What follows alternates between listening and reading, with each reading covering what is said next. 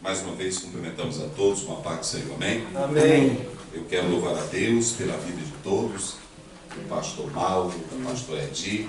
Quero agradecer aqui as nossas irmãs, o irmão Giovanni e a irmã Késia, que pelo caminho. Glória a Deus. Aqui a nossa irmã lá de Jovita. a Jovita, né? A colega dela foi embora hoje, né? Sim. As irmãs que vieram ali da Alemanha, olha, minha gratidão, que Deus continue abençoando a senhora, seu esposo, viu? E eu fico muito feliz pela vida de todos. Muito bem, nós vamos continuar para fechar aqui o nosso assunto. Nós começamos pela parte da manhã. A temática aqui é missão por fé e fé por missão, né? Então, nós vamos fechar e vamos continuar aqui a nossa leitura. Vocês que já vêm nos acompanhando desde o primeiro dia. Então, nós vamos... Glória a Deus, aleluia. Mateus, nós vamos ler Mateus capítulo de número 10, né? Aí nós fizemos fé por missão, que nós estamos falando sobre a fé que nos faz envolver no sofrimento, na luta, a fé que nos desafia, a fé que não deixa nós perdermos o foco. Então nós falamos a fé que qualifica o obreiro para milagres, comprovando a mensagem divina, e na parte da manhã falamos sobre a fé que qualifica o comportamento do obreiro, para que ele não seja dominado pela avareza. Agora nós vamos para Mateus 10, verso 16. Quem trouxe a sua Bíblia pode acompanhar comigo. Mateus 10, 16, diz assim, palavra do Senhor: E eis que eu vos envio como ovelhas ao meio de lobos, portanto sede prudentes como as serpentes e simples como as pombas. Acautelai-vos, porém, dos homens, porque eles vos entregarão aos sinédrios e vos açoitarão nas suas sinagogas. E sereis conduzidos à presença dos governadores, dos reis, por causa de mim, para lhes servir de testemunho a eles e aos gentios. Mas quando vos entregarem, não vos dê cuidados, como que haveis de falar, porque naquela mesma hora vos será ministrado o que haveis de dizer. Porque não sois vós quem falará, mas o Espírito do vosso Pai é quem fala em vós. E o irmão entregará à morte o irmão, e o pai, o filho, os filhos se levantarão contra os pais e os matarão. E odiado de todos sereis por causa do meu nome. Mas aquele que perseverar até o fim será salvo. Quando, pois, vos perseguirem nesta cidade, fugi para outro, porque em verdade vos digo que não acabareis de percorrer as cidades de Israel sem que o Filho do Homem venha. Não é o discípulo mais do que o mestre. Não é o discípulo mais do que o mestre, nem o servo mais do que o seu senhor. Basta o discípulo ser como seu mestre e ao servo como ao seu senhor. Se chamaram a Beelzebul ao pai da família, quanto mais aos domésticos da fé. Amém? Quem pode dizer glória a Deus? Amém. Muito bem. Na parte da manhã, nós falamos sobre duas coisas. Primeiramente, falamos a fé que nos qualifica para fazer milagres. Esses milagres é para dizer que o Cristo que nós pregamos, o Evangelho, está vivo. É muito interessante atentar para isso. O Cristo que nós pregamos está vivo. Se vocês observarem lá em Atos 3, a Bíblia diz que quando Pedro mandou o paralítico andar, aí ele disse: o Cristo que vocês mataram, ele ressuscitou, e é no nome dele que esse paralítico está andando. Ou seja, o alvo dos milagres não é promover o pastor Aziel, não é promover a igreja, é promover o Evangelho. Aleluia. Por isso que na manhã a irmã leu aqui: e tendo partido, cooperava com eles o Senhor, quando eles pregavam. Então é muito interessante nós atentarmos para isso. Então nós estamos falando aqui dessa fé que nos leva a capacitar para sofrer. Então agora nessa parte bíblica, do 16 ao 23, deixa eu dizer uma coisa muito importante para vocês. Na primeira parte, vocês podem observar que o Senhor coloca os discípulos em uma posição. Quem se lembra qual foi a posição que Jesus colocou esses discípulos? Na parte da manhã nós falamos do capítulo, do verso 1, do capítulo 10 até o verso 15. Como foi que o Senhor colocou eles? Em qual posição? Quem se lembra? Nós falamos na parte da manhã. Se você ler do capítulo 10, 1 a 15, o Senhor coloca os discípulos em uma posição. Eu falei 3 coisas que Ele dá para os discípulos. Quem se lembra? Escolha, autoridade e capacidade. Veja que o texto começa, o Senhor Jesus colocando eles em uma posição. E essa posição é tão linda que Jesus começa dizendo assim: eis que eu vos dou o poder. Ou coisa linda. Só que se vocês observarem aqui nesse texto bíblico, como nós estamos vendo, essa posição não é uma posição para dar destaque a eles no sentido de cargo. Era uma posição para dar a eles a esperança. Porque onde aqueles discípulos chegassem, eles iam levar uma esperança. Por exemplo, a esperança que os judeus do templo, escribas, fariseus, saduceus, não tinham. Eles tinham religiosidade, mas eles não tinham uma nova vida, um novo começo, uma nova história. Então, quando Jesus ele começa a dar essa liberdade aos discípulos, essa capacidade, essa autoridade, essa escolha, era para que eles fossem promotores de uma nova vida.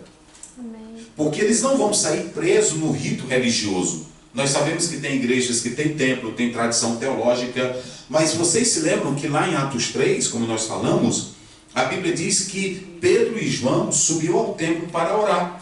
Mas ali era o templo judaico, porém não tinha mais nada. Quantas catedrais não existem aqui na Itália?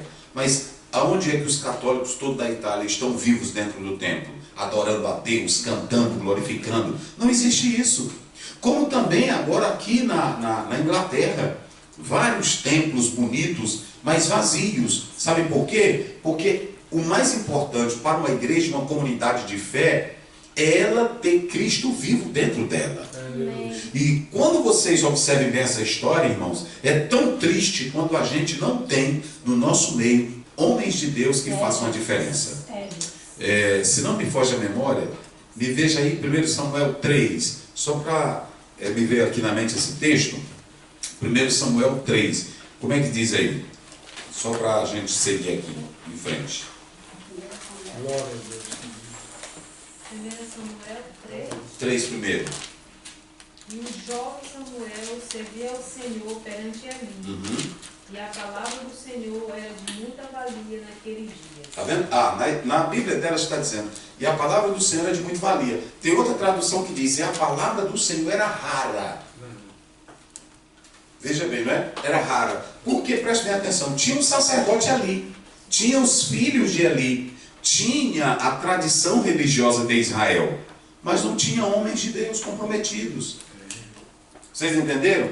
Então, quando Jesus chama os 12, olha, é interessante vocês atentarem para uma coisa. Quando Jesus chama os 12, ele não chamou logo para enviar para o mundo. Ele chama os 12 para atender quem? Os doentes. Só o povo de quem? De Israel. O Senhor Jesus não começou a fazer missões com os judeus, com os 12 apóstolos. Por que 12? Muito interessante vocês atentarem para isso aqui. 12 era todas as tribos de... Então, aqui não é a missão para o mundo ainda. Olha, isso aqui é interessante. Aqui não era a missão para o mundo. O 12 representava as tribos de Israel. Mas por que Jesus começa com Israel? Está aí no capítulo 10, verso 6. Porque Israel era o povo da promessa. Mas Deus tinha um plano, que Ele queria alcançar todas as nações.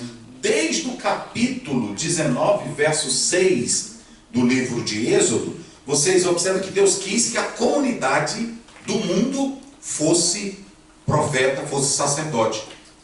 Mas Israel não cumpriu o papel. Mesmo não cumprindo, Jesus veio e para não quebrar a ordem, ele foi primeiro para onde? Para Israel. Porque o Senhor Jesus, ele não poderia começar com outras nações. Ele tinha que começar por onde? E veja bem, vocês se lembram que no primeiro dia eu falei que Israel via as outras nações como? Quem se lembra? Eu falei no início aqui de sexta-feira. Como era que Israel olhava para as outras nações? Com desprezo, é isso? Com desprezo. Eles diziam que eles não valiam nada, publicando e pecadores para eles. Só quem prestava no mundo quem era? era Israel. E quem quisesse ir para lá, ou tinha que ser prosélito, tinha que passar todo um rito para se chegar à nação judaica. Então, quando Jesus Cristo começa, ele não começa indo diretamente para as nações. Ele começa indo para quem? Para Israel. Por isso que quando você lê João capítulo 1, verso 10, 11 e 12, a Bíblia diz, veio para o que era seu, e os seus não receberam. Mas como a promessa era para os judeus, o Senhor Jesus não começa por outra casa. Isso aqui é muito interessante. Ele não quebrou a ordem. Tinha um plano de Deus para os gentios. Mas quem primeiro recebe a promessa? É Israel. Quem primeiro recebe a promessa é Israel. Mas veja que já tinha gentios atrás de Jesus. Sabe como? Você quando lê Mateus 2, os magos que foram oferecer presentes a Jesus não era de Israel, mas eles queriam estar perto. Eles buscaram a estrela. Eles queriam a profecia. Mas Jesus não poderia começar com outra nação. Ele teria que começar com quem? Agora vamos lá. Eu estou em tom de só de provocar vocês para a gente participar. Mas por que Jesus não pôde logo começar com as outras nações? Por que ele tinha que começar com Israel? Era uma promessa, não era? Mas prestem atenção. Se Jesus tivesse começado, aí a resposta está lá no verso 39 do capítulo 9. Como é que diz aí? Finalizando. O último versículo do capítulo 9. Que é 38. Isso, 38. Rogai, pois... Não, é o que segue. Tendo chamado os seus 12 discípulos, deu Jesus a autoridade. É o 38, começa o 38, né? Sì. Pregate dunque il Signore della messe che spinga gli operai della sua messe. É o verso 34, é o 34. 34. É o 34. Mas os fariseus murmuravam pelo maioral dos demônios. Sim. É que expele os demônios. Aqui está o cerne da questão. Nós falamos agora há pouco que Jesus veio para os judeus porque ele tinha a promessa. Mas se todo o povo via as outras nações ruins, se Jesus começasse por eles, eles iam dizer, nós desprezamos ele porque ele não liga para a nossa nação e ele é ímpio. Mas Jesus atendendo o povo dele, eles estavam dizendo, Jesus expulsa demônios. Olha, isso aqui é muito sério.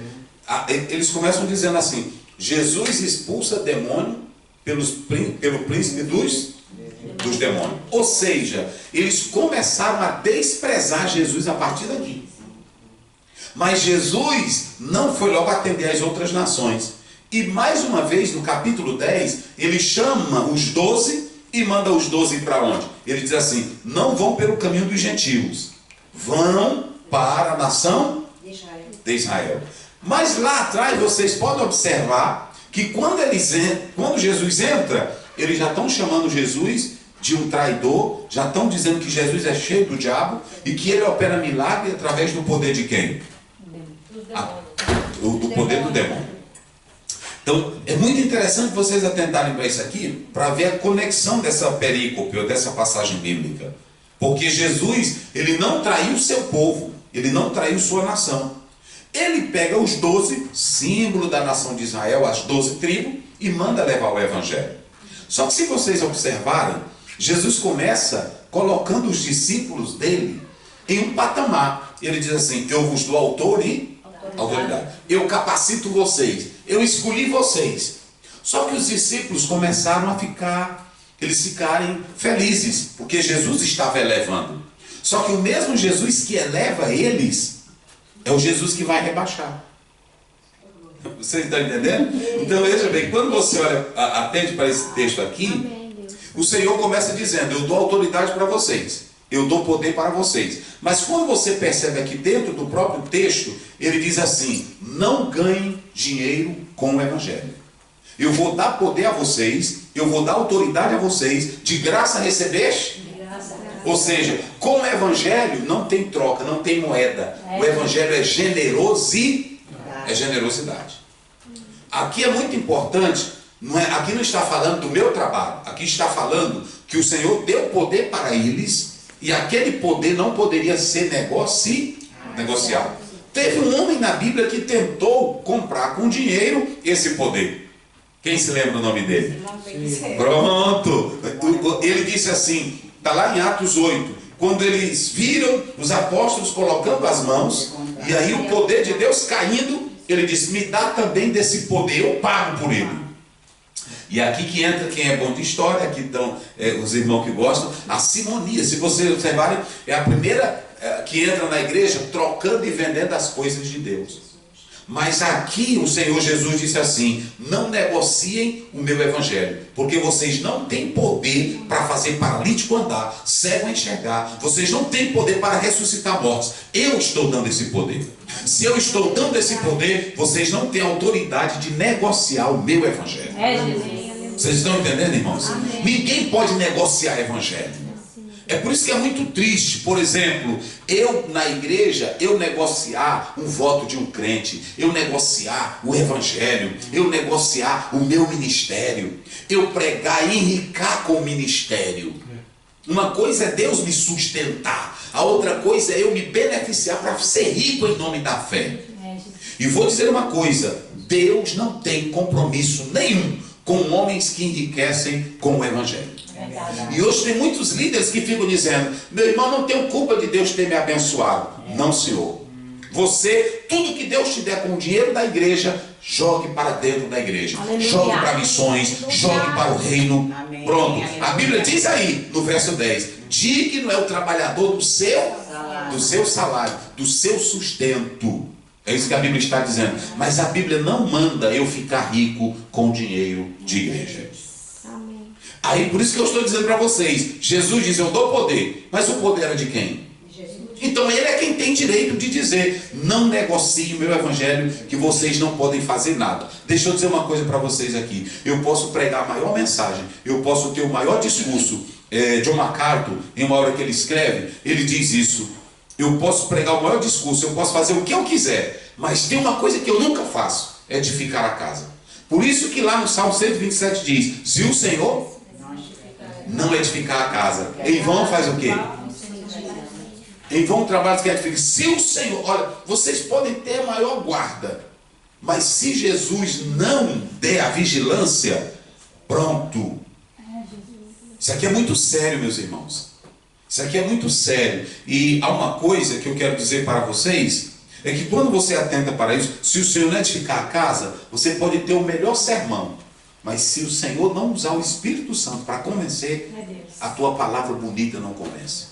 É por isso que lá em João 16:8 diz, o Espírito Santo é quem convence do pecado, da justiça e do juízo.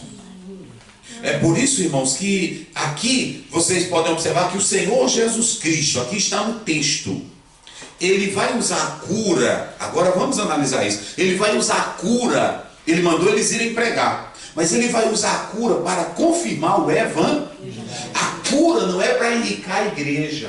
A cura não é para enricar o ministro. A cura é simplesmente para confirmar a mensagem do evangelho. Só que nós estamos usando diferente. Vocês podem observar o tanto de líderes arrogantes que dizem assim, olha, aqui a igreja do fulano de tal não tem poder, venha para cá que aqui tem poder. Olha como é que nós estamos fazendo. Eu estou usando cura como marketing. Eu estou usando cura para atrair pessoas, para eu ter números de fiéis. Quando Jesus disse, vão levar o evangelho, não tinha cura nos judeus. No meio do judaísmo não tinha mais cura de nada. Eles perderam, eles não tinham vida. Quando os discípulos saíram, que eles disseram, voltando alegre, Senhor, no teu nome nós vimos pessoas sendo curadas, o demônio caindo. Aí Jesus ficou feliz e disse, alegrai-vos, porque os vossos nomes estão escritos no livro da vida.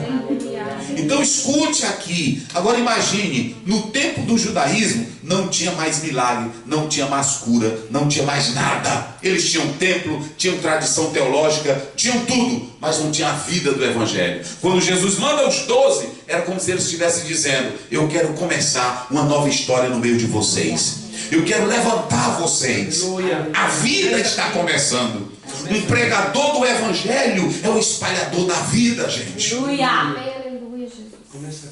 Começa aqui, entendeu? Porque preste bem atenção. Deixa eu dizer uma coisa. Um advogado leva a lei, um médico leva a saúde, um policial leva a segurança, um juiz leva o cumprimento da lei, e o pregador do evangelho leva a graça para tirar pessoas da desgraça. O pregador do evangelho leva a vida, gente. Amém, aleluia. Quem está entendendo, diga amém. Então, a outra coisa que nós podemos ver aqui no texto, desse que acabei de ler, do 23, do 16 ao 23, é que agora o Senhor Jesus vai colocar eles lá embaixo. O Senhor começou exaltando, vocês vão levar, vocês têm autoridade, já observaram aí? Mas agora ele vai baixar. Eu li um autor que diz que isso aqui é como você, naquela montanha russa, não vai? Você não vai andar nela? Aí você sobe e vai tranquilo, mas quando desce ela? Pois aqui é a mesma coisa. Olha, se vocês observarem, Jesus disse: eu dou autoridade, eu dou poder, eu dou graça. Mas no meio do discurso ele diz: eu vou mandar vocês como ovelhas. Está vendo? Ou seja, o discurso alto que começou com grandeza, ele agora rebaixa. Irmão, isso aqui parece um contrassenso. Porque vocês podem observar aqui que Jesus coloca eles lá embaixo. Vocês entenderam? Amém. Olha, como é que diz aí, no verso 16? Como é que diz? Leia aí. Eis que eu os envio como ovelhas para o meio de lobos. Sim. Sedes, portanto, prudentes como as serpentes e simples como as colunas. Ou seja, o Jesus que exaltou é agora o mesmo Jesus que coloca lá embaixo. E aí a pergunta que eu vejo é essa aqui. Olha o que ele disse. Vocês, quando forem pregar o evangelho, eu vou colocar vocês no meio dos lobos. E ele não disse que nós vamos transformar os lobos, mas ele disse que os lobos vão nos atacar. Agora ele disse assim: mas sedes prudentes como a serpente, e seja o quê? Simples como a pomba. Vamos analisar o seguinte: você nunca pode separar na vida cristã, nunca separe a prudência, nunca separe a fraqueza ou a simplicidade da pomba. Porque se você for só simplesinho, sem a prudência, é fraqueza. Entendeu? Agora, se você juntar a prudência da serpente, ou também se você usar só a prudência da serpente, você vai ser um espertalhão. Porque a prudência da serpente é sagacidade. Vamos analisar. Quem primeiro entrou no jardim enganando Adão e Eva? Então, a serpente torna-se um símbolo de sagacidade. Quando Jesus diz assim: sede simples como as pombas e prudente, ou seja, ele nunca usou separado. Porque se você tiver só a simplicidade da pomba, é o fraquinho, é a pessoa. E se tiver só a prudência da serpente, vai se tornar o quê? Um espertalhão da fé, um sagaz. E tem muita gente que tem só a esperteza da serpente, mas não tem a prudência a simplicidade da pomba. É por isso que os dois precisam estar o quê?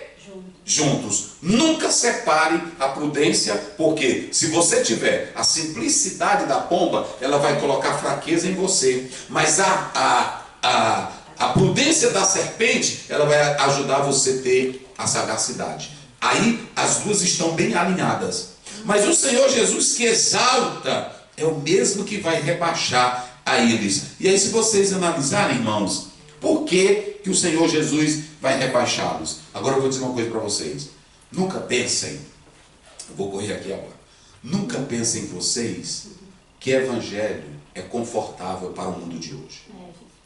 É isso que Jesus quer mostrar aqui para nós. Quando Jesus diz assim: eu vou enviar vocês para o meio dos lobos, é porque quem prega evangelho é um perigo. Quem prega evangelho pode tirar a mulher da prostituição, pode tirar o ladrão do roubo, pode tirar a prostituta do erro dela. Quem prega o evangelho pode tirar um político. Vocês podem observar que Arimateia aceitou Jesus, Nicodemos aceitou Jesus. Autoridades, elas foram movidas pelo evangelho. Então deixa eu dizer uma coisa para vocês: quem prega o evangelho sempre vai andar na contramão. É por isso que Jesus colocou eles agora. Jesus colocou lá em cima: eu dou autor mas agora ele rebaixa. Porque é o seguinte: Todas as vezes que você se propor a pregar o Evangelho, você corre risco de vida. Estão entendendo? Eu estou falando do pregador verdadeiro do Evangelho. Não estou falando do pregador conivente. Não estou falando do pregador que busca posição. Eu estou falando do pregador que, na verdade... E aí, olha o 19. Quem é que quer um discurso desse, irmão? Leia o 19. E quando vos entregarem, não cuideis em como ou o que haveis de falar. Não, começa do 17. Do 17. E acautelai-vos dos homens, porque Isso. vos entregarão aos tribunais e vos açoitarão. Ó, preste bem atenção. Vão entregar aos tribunais para quê? Açoitarão. E cadê o poder de Jesus para libertar esses crentes para não serem açoitados? Estão vendo o meu Evangelho? Ou seja, o Jesus que diz, eu te dou autoridade, é o mesmo Jesus que está dizendo, vão pegar vocês e vão levar para onde? Para a cadeia. E vão fazer o que com vocês? Vão açoitar vocês. Agora, que tipo de fé eu tenho para aguentar isso aqui? E esse evangelho que eu estou falando aqui, ninguém mais prega hoje. Toda pessoa que chega aqui, ou na Europa, ou nos Estados Unidos, qual é a ideia? Eu vim aqui dizer que há um manto que cobre a tua vida, que as coisas vão mudar para você. E Jesus não tem esse evangelho. Jesus diz assim, eu dou poder. Agora, o que mais eu fiquei, sempre que eu leio esse texto, eu fico intrigado, é que Jesus diz assim, eu vos dou poder. Mas o mesmo Jesus que diz que dá o poder, ele não coloca ninguém no pedestal de intocável. E aqui que o missionário, se ele não entender, ele vai para o campo e vai entrar em depressão. Porque se ele não entender o que é chamado, ele não vai. Você se lembra daquela missionária que mataram o marido dela e depois ela voltou para a mesma tribo para fazer missões? É porque ela entendia o que era o chamado. Ela foi amar o mesmo povo que matou o marido dela. Mas Jesus está dizendo isso aqui. É por isso, gente, esse evangelho não dá para muito pastor hoje. Esse evangelho aqui não dá para muito missionário. Quem é que tem a coragem de estar pregando na rua? Aí pronto, aqui vou dar um exemplo. Na Europa, não pode falar, não pode pregar, você é preso. Olha, você, pronto. Eu vi um velhinho agora nos Estados Unidos, ele disse, pastor Zéu, eu vou lá para a rua, eu prego. Já me prenderam, já me expulsaram. Mas hoje nós estamos com medo. E sabe o que acontece? Aí você diz, irmão, tem que seguir aqui a lei. E Jesus disse, se pregar o evangelho a toda, mas nós temos medo. E quer saber mais? Ou a gente não pregando na rua, ou pregando caladinho, a questão é que eles não gostam de evangelho. E quem não gosta de evangelho, pode ser na rua, pode ser na praça, eles não querem evangelho em lugar nenhum. Pronto. Por isso que Jesus diz, sereis odiados. Gente, olha o que Jesus está dizendo, sereis odiados. Tem um livro Contra a Cultura, me esqueci agora o nome do autor, ele diz o seguinte, só você em dizer que já é cristão, você já anda na contramão. Principalmente em países onde tudo é liberado. Agora eu pergunto, e quem é que quer se propor a pregar o evangelho? Vocês sabiam? No Brasil nós temos grandes cultos e grandes pregadores que levam o povo à loucura da fé. Mas poucos homens que querem se doar nesse nível que Jesus está dizendo. Vocês entenderam? Olha o verso 22. Olha o que ele diz no 22. E odiado todos sereis por causa do meu nome. E odiado sereis de todos por causa do meu nome. Está vendo aí? Agora, só o começo do 23. Quando, pois, vos perseguirem nesta cidade, fugir para outra. Está vendo? O Senhor Jesus está dizendo o seguinte, vocês devem ter a prudência da serpente, a simplicidade, mas vocês não devem colocar a vida, simplesmente querer o martírio. Enquanto tiver oportunidade, tenham prudência, saibam como proceder, procurem preservar o momento para pregar o evangelho. Caso contrário, o Senhor Jesus está dizendo, vocês serão mortos, perseguidos, odiados por causa do meu evangelho. Por quê, pastor? Porque, preste bem atenção, ninguém gosta, irmãos. O apóstolo São Paulo diz que as coisas que eles fazem é até vergonhoso falar. O que eles gostam? Noitada, traição, adultério, raparigagem, droga, tudo que não convém. Tudo tudo que não convém. Aí na hora que chega um crente dizendo Jesus te ama, largue o pecado, largue esse mundo horrível, eles vão querer? Então não pense que evangelho me coloca numa posição confortável. Não pense. Por isso que Jesus está mostrando. E qual é a terceira coisa que eu coloco aqui? Essa fé me qualifica a viver com sabedoria neste mundo. Eu vou viver com a sabedoria a simplicidade das pombas e a prudência de quem? Da serpente. Então, esse evangelho me coloca nesse nível. Quando você lê Efésios 5, 15, Colossenses 4,16, 4,6, veja bem, vamos ler só essa referência rapidinho. Efésios 5,15 e o verso 16. Colossenses 4,6 diz: seja a vossa palavra temperada com sal, apropriada. Aí o crente tem que saber falar. Mas olha, quem encontrou, lê Efésios aí. Portanto, vede prudentemente Olha, como andar, tá vendo? não como nécios, e sim como sábios. Ou seja, Jesus estava dizendo que os discípulos eles precisavam ter sabedoria para poder vencer esse mundo mal. Então, a fé nos qualifica a sermos sábios, a sermos prudentes, para a gente pregar esse evangelho de Cristo Jesus. Ok? Então, o Senhor coloca eles lá embaixo, porque o Senhor diz que eles vão sofrer. E é sempre perigoso pregar o evangelho. Agora, quando a gente lê o verso do 24 ao 31, eu estou correndo aqui, para a gente fechar o texto. Olha o 24 ao 31. Se vocês analisarem, Jesus diz assim: não é o discípulo mais do que o mestre, nem o servo mais do que o seu. Aqui ele está falando do relacionamento com Cristo. Observe bem. O crente é chamado do que aí? O crente é chamado de quê? Discípulo. O que mais? Servo. Ok? Então, o que mais? Que ele é no verso 25. Ele é chamado de quê também de novo? De discípulo e de servo. Jesus é chamado de quê? Senhor. Observem bem. Senhor. Ele é chamado de Senhor. Ele é chamado aí também no verso 25, os crentes são chamados de domésticos da fé. E Jesus é chamado o que aí? O pai de família. Então, no relacionamento com Jesus, olha bem, no relacionamento com Jesus, nós somos discípulos. No relacionamento com Jesus, nós somos servos. No relacionamento com Jesus, nós somos domésticos da fé. Dentro da casa. Ele, dentro da casa, é o pai da família. Dentro da casa, ele é o mestre. Agora, o que Jesus disse? Se chamaram Beelzebu, o pai dos demônios, a mim, quanto mais faz. Deu para entender agora? Então, porque tem irmão que hoje, irmão, eu vou pregar, mas eu já declarei, ninguém me toca, eu não vou morrer. Não, te aquieta. Não tem esse discurso aí para você. E o pior é que a gente não entende isso aqui e começa a pregar errado.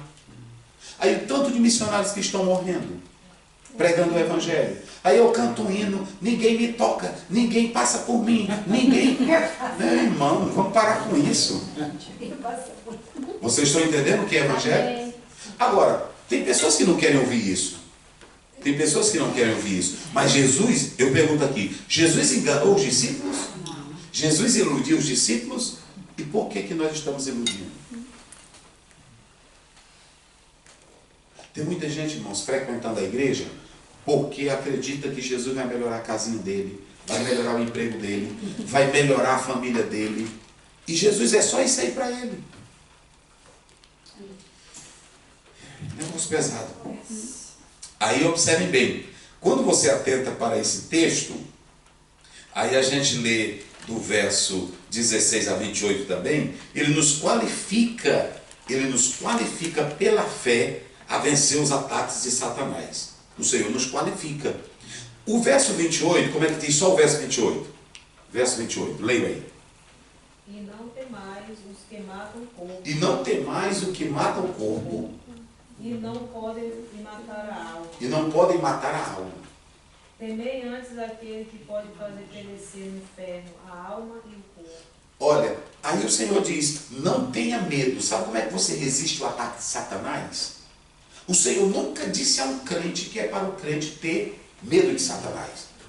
E a maioria dos crentes tem medo. E eu vou dizer uma coisa para vocês aqui, escutem essa. Isso aqui é muito, muito sério. Muito sério que eu vou dizer aqui para vocês. Eu li um livro de uma missionária que ela disse que o maior problema é que nós estamos entendendo errado quando Mateus 9:38 diz: rogai, pois, ao Senhor da seara, que mande o quê? Trabalhadores. Agora eu vou dizer uma coisa para vocês. Nunca na Bíblia você encontra oração de mapeamento. Mas todo mundo fala de oração de mapeamento. Nunca você encontra na Bíblia. E aí, essa autora diz, quando você for orar, ou for fazer qualquer uma coisa, busque base na palavra. Porque tem irmão que é levado pela emoção. Tem irmão que é levado por um missionário que diz, eu tive uma visão em tal lugar. Sim, mas a Bíblia está falando isso ali? Eu vou dar um exemplo aqui para vocês. Vou dar um exemplo para vocês aqui. Quando a Bíblia diz, rogai ao Senhor da seara, essa autora diz o seguinte, não existe nada que possa alterar o mundo a não ser a mensagem do Evangelho. Vocês não vão transformar ninguém. Vou dar um exemplo aqui. Se fosse assim, eu ficava lá de casa orando, Senhor, salva a África, liberta a África de todos os demônios que tem na África. Resolvido o problema. Mas não foi assim que Jesus disse.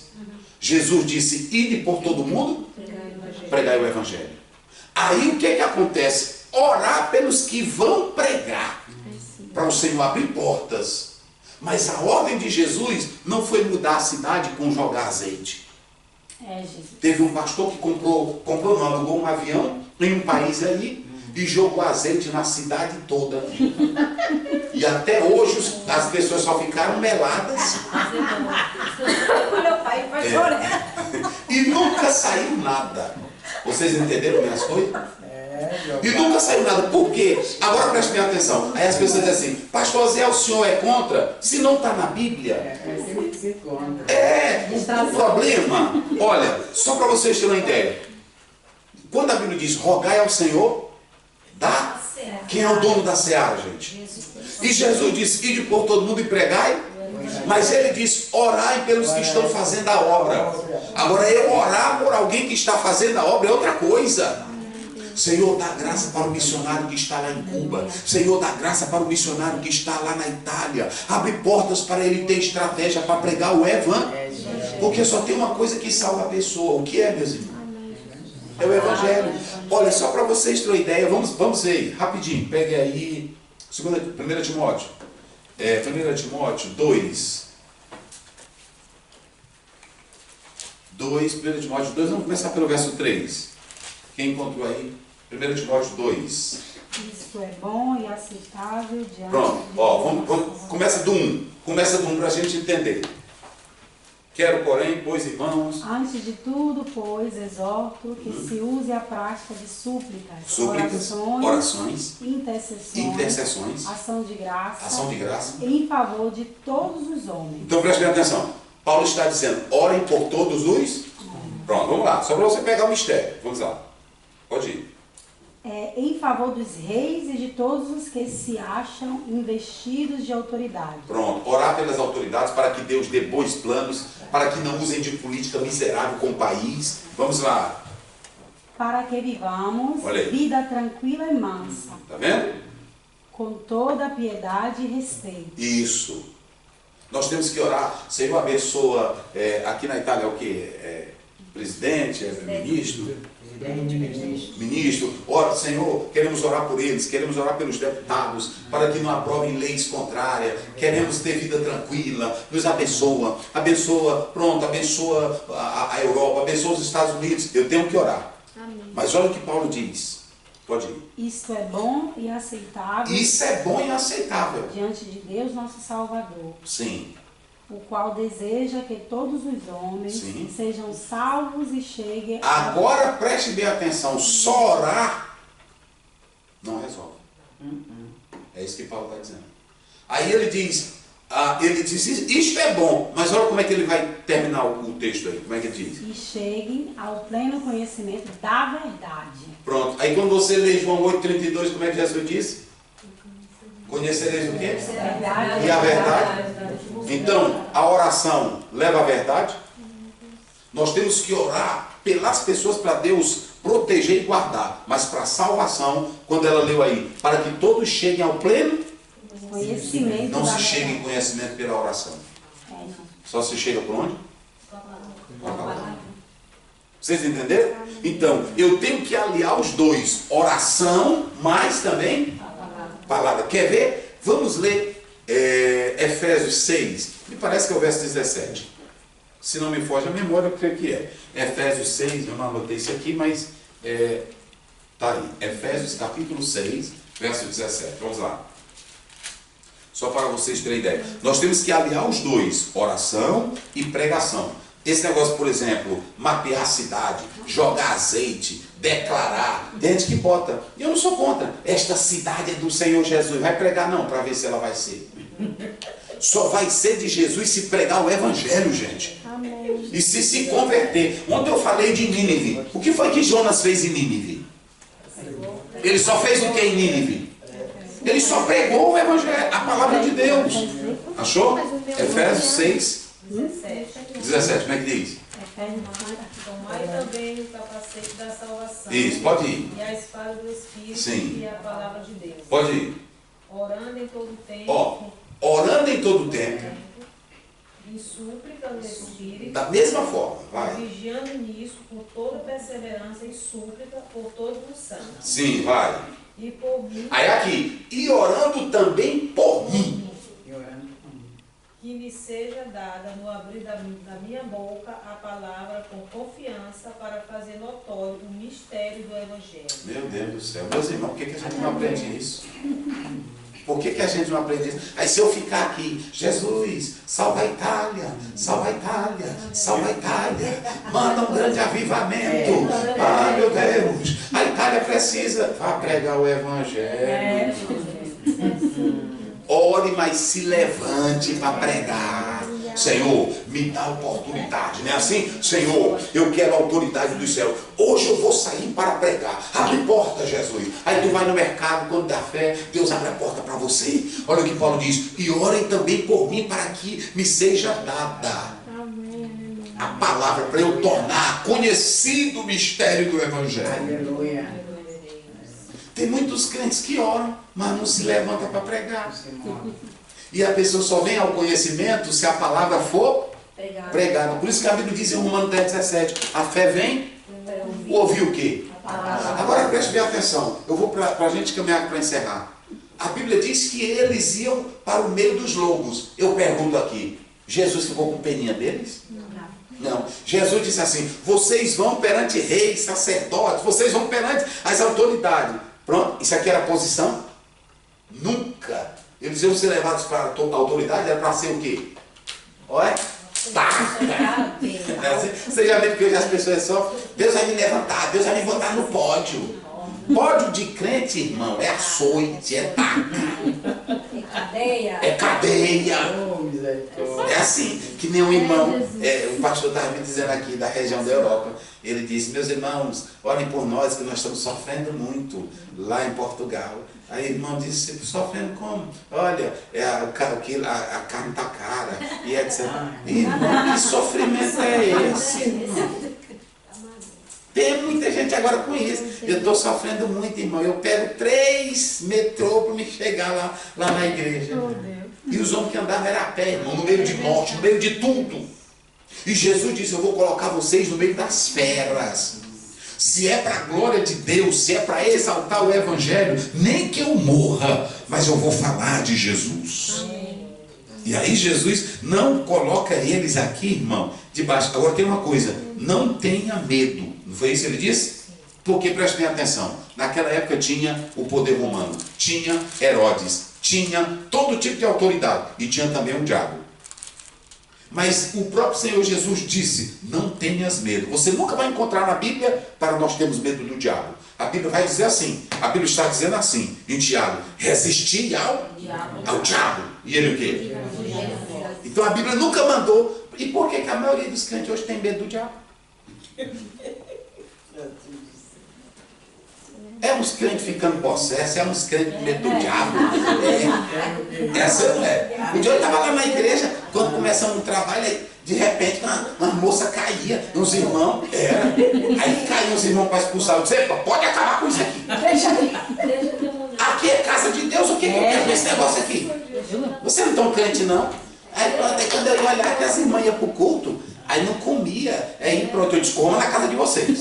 Para não chegar aqui e fazer essas culturas de vocês. Aí pronto, eu dava aquela, um monte de irmão, sai Satanás, no meio do culto, eu disse, acaba com isso aqui. Porque irmão, olha o que a Bíblia diz que não é para nós termos medo de nada. Aleluia. Aleluia. Aí ele diz assim, só tem um que nós devemos temer. Porque prestem bem atenção, nem o diabo, porque o diabo vai morar onde? No inferno. O diabo vai morar no inferno. E nem no inferno ele tem poder sobre alma nenhuma, gente. Porque a própria Bíblia diz que ele não tem poder, porque o diabo vai ser lançado aonde? Está lá em Apocalipse 20, ele vai ser lançado aonde? No lago de fogo, o diabo e os demônios. Aí como é que eu vou ter medo do diabo? Sabe o que acontece? A Bíblia diz lá em 2 Timóteo 1,7, Deus não nos deu espírito de temor, mas de ousadia. Aleluia. O problema é que eu fico com medo. Aí pronto, aí aparece uma pessoa, ele é o bruxo mais poderoso. E o meu Jesus, que é o valente dos valentes. Aí por que eu ando com medo? Aí Jesus, ele está dizendo aí, vamos lá, do 24, passando, aí ele diz assim, verso 26, diga aí bem forte, como é que diz aí, 26? Não os temais. Não era para temer Roma, não era para temer Herodes e não era para temer o diabo. Sabe por quê? Porque o Senhor Deus, agora tem uma coisa interessante, quando ele diz não temais, irmão, e quando ele diz não temais, você não viu Jesus dizendo assim? Quando você lê isso aqui, não temais, ele não disse assim, é porque eu sou a vossa força, eu sou o escudo de vocês, eu sou a glória de vocês, eu sou o renovo de vocês. Não, ele só disse assim, não temais, porque não há nada encoberto. Sabe o que ele estava dizendo aqui? Ele estava dizendo, quem vive a verdade do Evangelho, não se preocupa com isso, porque um dia o Senhor Deus vai julgar todos os pecadores, mas quem viveu a verdade do Evangelho, tudo será revelado. Porque o Senhor vai punir quem perseguiu o missionário, quem perseguiu o Evangelho, mas quem viveu pela fé não será envergonhado. Aleluia. Entendeu, irmão? Por que eu não posso temer? Porque eu vivo uma vida de fé que agrada a quem? Eu vou fazer uma pergunta aqui para você. Se você vive uma vida de fé com Deus e com eu, tu tem medo do diabo? Tu tem medo do amanhã? Não, tu não tem, porque você sabe que é fiel. E um dia o Senhor Deus vai julgar todos. E vai provar que você, que viveu a fé, que perseverou, que sofreu, estava fiel diante do Senhor. Aleluia. Sabe o que Jesus estava dizendo? Quem é fiel não teme. Quem é crente não teme. Vocês têm a vida cheia de Deus aqui? Tem ou não tem? Então para que ficar com medo? Não, é porque dizem que o bruxo fulano de tal é muito poderoso. Eu não me importo, eu estou vivendo na minha vida de fé. Quando eu tenho um problema, tenho uma crise ou uma luta, eu digo para Deus, Senhor, a minha vida é te servir. Então eu estou nas tuas mãos. O Senhor é quem pode resolver. Mas vou ficar com medo do quê? Não, é porque fizeram um serviço. Eu lá estou me importando com o serviço. Não, é porque a Maria Mulambo, eu lá me importo com Maria Mulambo, Maria Morcego. Irmão, eu tenho que ter a minha certeza de que eu estou em Cristo. E quem tem certeza de que está em Cristo, irmão, não tem medo de misticismo, de crendice. Agora, se tu não tem, aí tu fica com medo. Mas Jesus disse, não tem mais. Não foi assim que ele disse?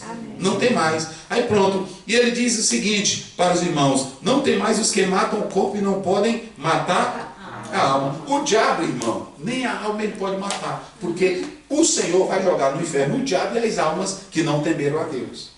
Aí tu vai ter medo do diabo por quê? Pedro diz assim, 1 Pedro 5,8, o diabo está ao vosso derredor, procurando a quem possa tragar. Aí mais uma vez, é por isso que eu fico, tem irmão que diz, olha, se você tem a labareda de fogo a 500 metros de distância, o diabo está longe. Está longe aonde, irmão? Agora eu fico pensando nesses crentes, onde é que eles arrumam essas coisas, esses pregadores? São criativos demais. Aí quando você lê Mateus 4, a Bíblia diz, e tendo Jesus jejuado quantos dias? 40. E 40, quem foi que veio para pertinho dele? Exatamente. Quantos dias? 40. E tem irmão, você já vira até os pentecostais. Eu estou tão cheio, aqui está até a tampa, que não tem diabo que encoste. Essa conversa. Ô, Jeová. Jesus jejuou foi 40 e o quê? 40 noites. Olha, irmão, o diabo não está se portando se você prega bem, ele não está se portando se você ora e jejum, ele quer te derrubar. Agora tem uma coisa, Pedro diz, resistir? Pronto. Eu sei, Satanás, que tu está aqui. Eu sei que tu quer me derrubar, mas a minha vida está firme em Deus. Quem crê nisso? É assim. Então, irmão, o diabo não tem medo de quem ora. Se ele foi para Jesus, não foi aí? Agora tem uma coisa, na cidade pode ter macumba, pode ter feitiçaria, pode ter o diabo, pode ter o que tiver. Mas se o crente vive a verdade do Evangelho, em uma das igrejas da Ásia, João diz assim, eu sei aonde tu habitas, que está o trono de Satanás. Pode ter o trono do diabo lá, mas se você é um crente de verdade, o maligno não lhe toca. Porque você vive, lá em Colossenses 3:2, a Bíblia diz, a nossa vida está escondida com Cristo em Deus. Quem tem a vida escondida com Cristo em Deus? Então, irmão, não tenha medo, porque tudo vai ser revelado. E a justiça de Deus vai prevalecer. Pronto. E você não deve temer nada, porque o Senhor é contigo. Agora, para mim fechar aqui o texto, mais uma vez, vocês vão ver que o Evangelho é antissocial. Digam comigo, o Evangelho é antissocial. Olha, irmão, não existe essa. Vou logo dizer para vocês. Quem quiser Evangelho de elite, ou tu fica do lado deles, porque o Evangelho é antissocial. Jesus disse assim, eu vou colocar vocês no meio dos... E eles vão odiar vocês, por causa do meu nome. Vocês se lembram de Mateus 5, 11, 12? Jesus disse assim, olha, bem-aventurados sois vós, quando vos injuriarem e disserem, e mentindo, disserem todo mal contra vós. Jesus disse assim, regozijai. Mas vamos lá, o Evangelho lá fora, e o Evangelho na família. Entendeu? Não, eu vou encerrar. E o Evangelho na família. Olha aqui para vocês terem uma ideia. O que um Evangelho faz na família, gente? Meu Deus. Vamos lá. O que o Evangelho faz na família? Aí o Senhor Jesus Cristo aqui, do verso 32, ele vai mostrar o seguinte. Verso 36. Veja aí o verso 36, para a gente fechar. Como é que diz?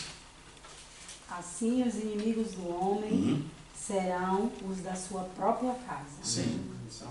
Olha aí, pode ir. Quem ama seu pai ou sua mãe mais do que a mim, não é digno de mim. Tá vendo? Quem ama seu filho ou sua filha mais do que a mim, não é digno de mim. Sabe o que causa divisão? É porque é o seguinte, o Evangelho, digo comigo para a gente já começar a encerrar. O Evangelho, bem forte todos, o Evangelho nos dá uma nova forma de ser e de viver. Se você tem uma família, um Evangelho que entra dentro de você, não é que é para você desrespeitar pai ou mãe. Mas quando o Evangelho entra na casa, tem pai. Olha, um dia desse uma pessoa disse para mim, pastor, papai disse que prefere que eu seja uma prostituta, mas não quer que eu seja um evangélico. E lá no Brasil, tem família lá, irmão, que tem ódio do Evangelho.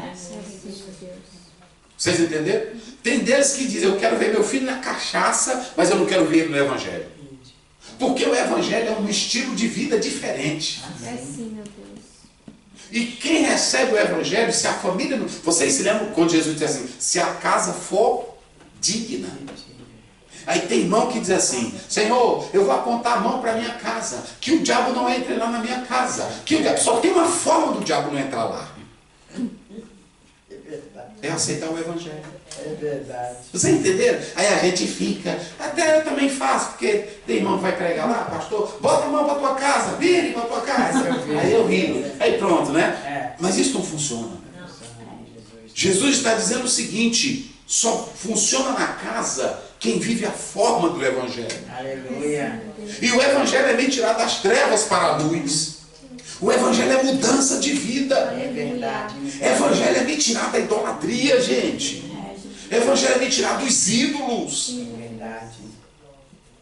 É verdade. Um dia desse eu vi uma pessoa dizendo que o Mahatma Gandhi foi o maior cristão. Mahatma Gandhi, eu li a história dele, era mulherengo, raparigueiro. Que confusão mesmo. Misericórdia. O fato de eu lutar por justiça não quer dizer que eu sou cristão. Teologia liberal, teologia social não tem nada a ver com o evangelho. Meu Deus. Eu posso fazer o bem às pessoas, mas isso não quer dizer que eu sou salvo. Você quer ser um exemplo? Cornélio era um bom homem ou não era? Sim. Era um bom homem. Ele dava esmolas? Sim. Fazia orações e jejuns? Eu pergunto, era salvo? O que foi que Deus disse para Cornélio? Está lá em Atos 10. Um anjo apareceu a ele e disse, manda chamar Pedro e ele vai te dizer o que você tem que fazer para ser salvo. Então eu posso ser uma pessoa de nível social que faça o bem a todos, mas sem a salvação. Porque a Bíblia diz em Efésios 2, 8, 9, não por obras de justiça. Evangelho é quando eu reconheço que eu sou miserável, pecador e me volto para Deus. Quando Jesus disse assim, os inimigos do homem serão da sua própria, é porque ele estava dizendo o seguinte, o evangelho quando entrar, se o marido aceitar, ou a filha, tem que ter uma nova maneira de viver. E essa nova maneira de viver é que revolta. É que eles não querem. Não é assim? Eles não querem. Por que não quer? Porque, preste bem atenção, se a filha está na prostituição, se o marido está na traição, se vive no alcoolismo, o evangelho me tira do estilo de vida, só a minha presença ali já é incômodo. Aí Jesus disse, eu não vim trazer paz, eu vim trazer, não era guerra que ele vinha trazer, é porque o evangelho provoca guerra. Aí tem gente que não quer isso. Tem gente, irmão, que é o seguinte, eu quero a minha vida, esse aqui é meu universo, eu não quero ninguém. Por que não quer evangelho? Porque o evangelho tem que mudar a tua vida, tem que mudar teu pensamento. A pessoa não quer. Veja aí Miqueias 7,6, e eu fecho aqui. Miqueias 7,6. Isso aqui é muito interessante, porque quando você atenta para isso, Miqueias 7, verso 6. E aí a gente fecha aqui esse assunto. Porque tudo isso que Jesus falou está registrado aí na sua palavra. E aí a gente vai fechar aqui. Então, a fé que nos leva para fazer missões, ela nos qualifica com a sabedoria. A fé que nos leva a fazer missões, ela nos capacita com o poder para resistir os ataques do diabo. A fé que nos qualifica para missões, ela me leva a falar palavras de Deus com intérpretes. Quem encontrou pode ler? 7:6. 7 verso 6. Porque o filho despreza o pai. O filho despreza o pai. A filha se levanta contra sua mãe. A filha se levanta contra a sua A mãe. nora contra sua sogra. A nora contra a sua sogra. Os inimigos do homem são da sua própria casa. Os inimigos do homem são da sua própria casa. Então prestem bem atenção. Nós vamos fechar aqui dizendo para vocês o seguinte. Aqui nesses versos de Mateus 10, 34, 39, digam comigo para me encerrar. A fé, bem forte, a fé me leva a ter lealdade ao Senhor. Jesus estava dizendo, nem que seu pai, nem sua mãe, que você ama, se ele for contra o evangelho, a afeição a mim tem que ser maior. Amém. Aqui Jesus não está dizendo que é para desprezar pai e mãe, mas se o pai for contra o evangelho, a mãe for contra o evangelho, você não deve amaldiçoá-los nem rejeitá-los. Mas se ele disser para você cair fora de casa, eu conheço história de pessoas que os pais botaram para fora e depois aquela pessoa ficou orando e pregando e ganhou toda a família para Jesus. Aleluia. Mas o que acontece aqui? Nós temos que ter leal.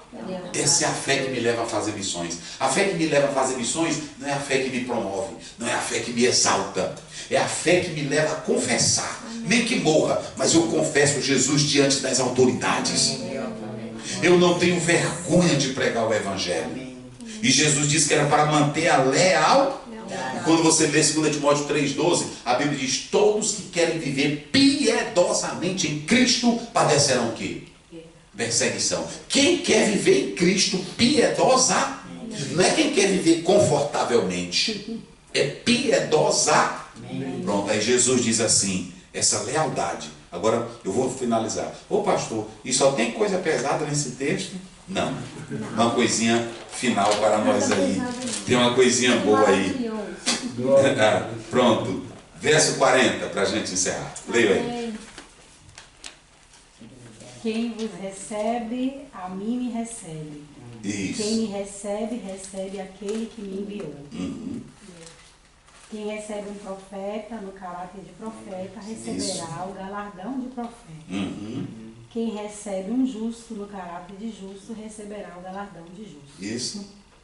E quem der a beber, ainda que seja um copo de água fria, a um destes pequeninos, por ser este meus discípulos, em verdade vos digo, que de modo algum perderá o seu galardão. Pronto, digam comigo, promessas, bem forte, promessas aos que vivem de acordo com a mensagem.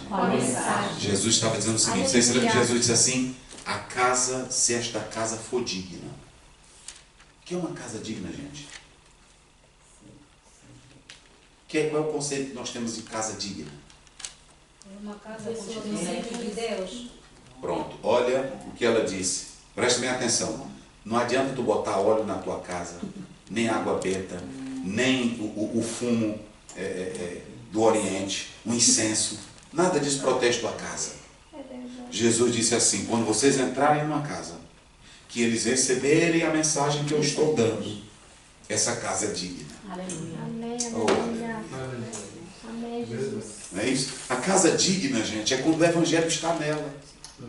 E se a casa é digna, os moradores dentro dela são o quê? São dignos. Aí a Bíblia diz, se você receber na sua casa um profeta, aquele que me leva o Evangelho, ele está representando a mim.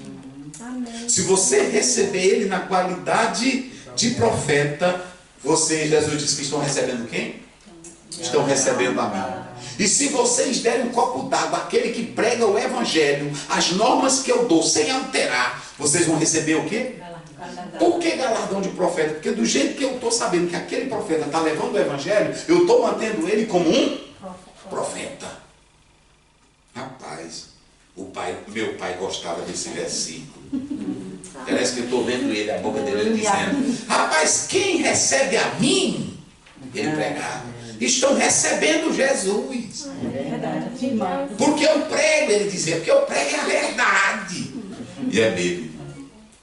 Parece que eu estou vendo a boca dele falando. Quem vos recebe, a mim, eita irmão, tem casa que quando você recebe um homem de Deus, com os princípios do Evangelho, eu estou falando, irmão, de um homem sério. Eu estou falando de um homem sério, que a mulher viu o Eliseu e disse para o marido dela, meu velho, esse homem que passa aqui é um homem de Deus, vamos receber ele. E ela fez um quarto. Mas ela não foi a casinha do cachorro, não. Porque tem irmão que quer botar o profeta é lá na casa do cachorro. É assim.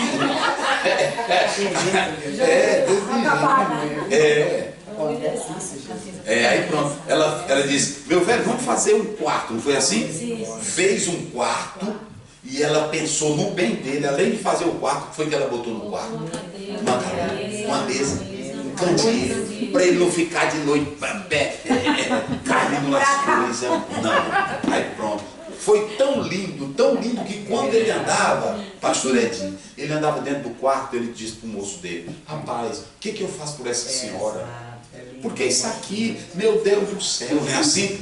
O que eu faço por essa senhora? Aí ele disse, não, ela não precisa de nada não. Ela vive bem, o marido é bem, vive no meio do povo dela. Ele mandou chamar ela, o que a senhora precisa? Ela disse, não, profeta, eu não preciso de nada, eu não estou fazendo nada para você me abençoar. Eu estou fazendo porque você é profeta de Deus. Quem não tem mão que faz para receber bênção. Não, não é assim não. Você já faz é porque você já é abençoado. Aí o profeta disse, tu quer que eu fale com o rei alguma coisa? Ela disse, eu não preciso. Tu quer? Ela disse, não, eu vivo bem, eu sou rica. Eu sou bem. Aí ele disse, não. Mas ele ficou querendo agradar ela. Aí não viu o menino na casa. Não tem filho. Aí pronto. Aí ele chamou ela, vem cá mulher, vem cá mulher. Aí ela disse, pois não, daqui no tempo certo, 1 ano você terá um filho. Aí ela disse, profeta, não mexa com isso. Eu li um teólogo que disse que essa mulher, ela tinha lutado tanto para ter um filho e não conseguia. Mas ela já tinha perdido. Por isso que ela diz, não me engane. Ou seja, não desperte mais isso em mim. Esse desejo já morreu. Eu já tratei disso. Mas por que Deus mandou Eliseu lá? Porque Deus sabia que aquela mulher gostava de abençoar a profeta. Amém, Deus, aleluia. Profeta que não é aqueles profetas, não estou falando, irmão, de profeta que vai para a casa dos irmãos e aí fica, irmão, olha, come, dorme, não dá um prego na barriga, sabe onde tu fica caindo na lábia dele. É assim. Eu estou falando de profeta que anda pregando o evangelho, que dão a vida para morrer pelo evangelho. Eu li dessa Miriam, ela diz o seguinte no livro dela, cuidado para você não estar colocando recursos corretos nas mãos de malandros. Pronto. Quando você vê um irmãozão deitado dentro de casa, aí pronto, aí ele disse, Deus mandou eu vir aqui, senhora, para dar mensagem. Aí tu fica botando ele no quarto, empurrando uva nele, maçã, e aí tudo, e ele não dá o prego. Não é desses profetas aí não que eu estou falando. Eu estou falando de profeta que está na rua, está na praça. Eu estou falando de missionários que estão se acabando na obra. Vocês entenderam? Quantos irmãos estão jogando dinheiro errado? É verdade. Jogando dinheiro errado na mão de pessoas que não tem nada a ver, que vem para cá, eu estou fazendo missão. Eu estou fazendo missão. Pode observar, tem até mesmo no Brasil agora um bocado de cantor. Pode trazer a oferta para mim, irmão, traga. Que eu tenho um missionário lá na África. Tem nada, irmão. O negócio tem missionário, tem as agências. Tem as agências de missões e tudo, que a pessoa vem, irmão, tem crente também que gosta dessas coisinhas. Gosta. Nós temos a Secretaria de Missões lá. Aí a gente tem um missionário, manda os missionários, aí pronto, quando na fé um outro irmão, eu estou sabendo, está ajudando em outro lugar. Aí eu disse, meu pai do céu, é ajudar errado. Então lealdade ao Senhor e lealdade aos profetas que fazem a obra. Quão formosos são os pés dos que anunciam as boas novas. Então quando você for ajudar um profeta, não é aquele que chega aqui não, irmão. Eu vou ajudar aqui o profeta. É quem faz missões, irmãos. É quem prega o evangelho. É aqueles que estão prontos para darem a vida. Um dia um irmão disse para mim, pastor Aziel, eu estava em um local, você estava naquele jovem ali, eu estou vendo, ajude ele, sustente ele na missão. Aí eu disse, de onde ele é? Daquele que teve agora lá em casa, daquele país, que lá não pode pregar o evangelho. Eu disse, ele está lá, ele está lá. Aí eu fui lá um dia, meu irmão, vai lá na igreja. Aí ele foi. Então hoje a igreja lá sustenta ele. Ele agora veio com a esposa dele, aí pronto, contou tudo como é que está, mostrou no telão como é que está evangelizando. É assim. Entendeu? Um pastor me ligou da África, pastor Aziel, essa missionária que faz um trabalho lindo, mas ela não tem ninguém. Eu disse, deixa eu ver o trabalho dela. Aí mandou o vídeo, mandou tudo. Hoje nós sustentamos ela lá. Enquanto ela manda um vídeo, pastor, nós estamos aqui lhe agradecendo, o trabalho está sendo feito assim, assim, assim. Sabe o que eu estou vendo? É melhor eu ajudar quem está lá do que quem está passeando. Aí, pronto, eu tenho sofrido muito, irmão. Só andando de hotel e hotel. Senhor Deus, te agradecemos pela tua palavra. Que tenhamos essa fé para vencer e essa fé para fazer missões. Obrigado por esses dias que aqui passamos com os teus filhos. Cada irmã que veio aqui. Ao pastor Mauro, a pastora Edi, que, ó Deus, com carinho nos recebeu. E, ó Pai, aquilo que o Senhor colocou no meu coração, eu expus com alegria, para que todos tenham fé por missão e missão por fé, para fazer a obra como convém, em nome de Jesus. Capacita, enche do teu poder, desperta cada um. E, ó Deus, oramos pelos missionários, oramos pelos que estão fazendo a obra. Dá vitória a todos, em nome de Jesus. Que todos digam amém. Amém, amém, glória a Deus.